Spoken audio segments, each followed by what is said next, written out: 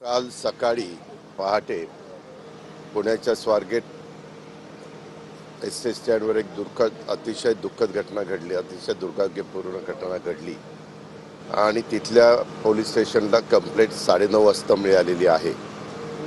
पोलिसांनी CCTV कॅमेरे आणि ते सगळ्याच्या संदर्भातली त्यांचा तपास चालू आहे.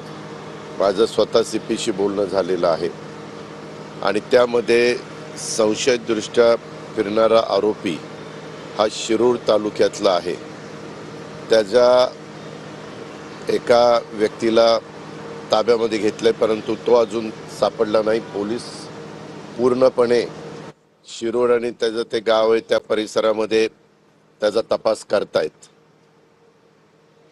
महाराष्ट्रात अशा प्रकारची कुठलीही दुर्दैवी घटना घडणं हे अतिशय क्लेशदायक आहे, दुःखदायक आहे.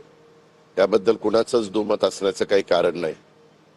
पण आपण सगळे काळजी घेण्याचा प्रयत्न करतोय, तरी अशा दुर्दैवी घटना घडतायत.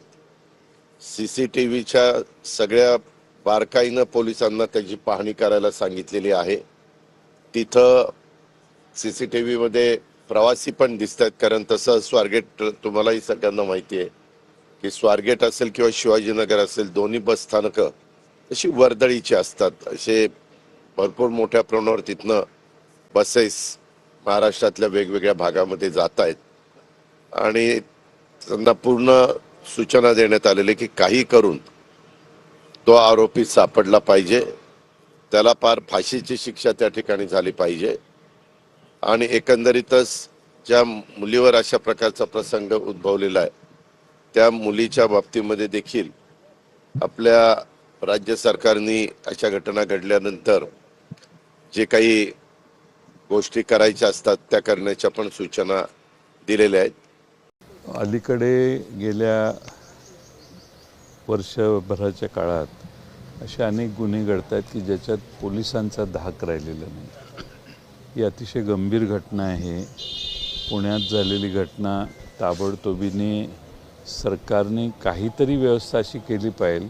बलात्कारांचं प्रमाण वाढतं आहे. बलात्कार करून त्या महिलांच्यावर त्यांचे खून होणे, त्यांना मारून टाकणे, लहान बालकांच्या बाबतीतही बऱ्याच ठिकाणी असं होतं आहे.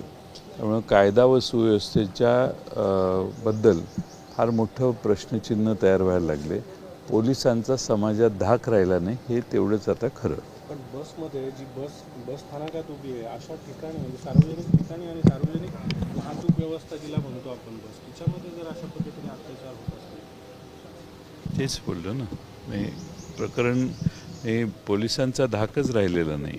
आणि बस डेपोमध्ये किंवा बस असताना बसमध्ये असे प्रकार घडणं हे फार गंभीर आहे आणि सरकारने याची दखल घेऊन काहीतरी ठाम उपाययोजना केल्या पाहिजेत. सर, ते राजकीय प्रश्न आहेत. आपल्या पक्षातील 3 आमदार राष्ट्रवादी अजित पवार गटात जाण्याची चर्चा सुरू आहे, कसं बघताय? अहो, तुम्ही कोणाला कुठल्या पक्षात पाठवता? तुम्ही मीडियाच बातम्या तयार करता. कोण कशाला कुठं जाईल? तुम्ही आता 3 आमदार कोण आहेत? नावं त्यांची आहेत. राहुल मोठे असतील, राहुल जगताप, विजय भांबळे वगैरे असे काही नाव. हे आमदार नाहीत, हे माजी आमदार आहेत. मग ते काही कामानिमित्त भेटले असतील त्यांना. हे तिघंही आमचे पक्षाच्या वतीनं उमेदवार म्हणून निवडणुका लढवलेले आहेत, पराभूत झाले. पण पवारसाहेबांच्या बरोबर निष्ठेने कट्टर म्हणून ते काम करत आहेत. आपल्यावर देखील खासगी चर्चा आहे. संजय शिरसाट देखील असं म्हणाले की जयंत पाटील या पक्षात राहणार नाहीत, हे माझं भाकीत आहे. आपल्या बाबाची भविष्यवाणी खरी ठरली. मग त्यांनाच विचारा ना, मला काय विचारते? तुमच्याबद्दल कोणी काही बोललं तर तुम्ही त्याला जाऊन विचाराल का मला विचाराल?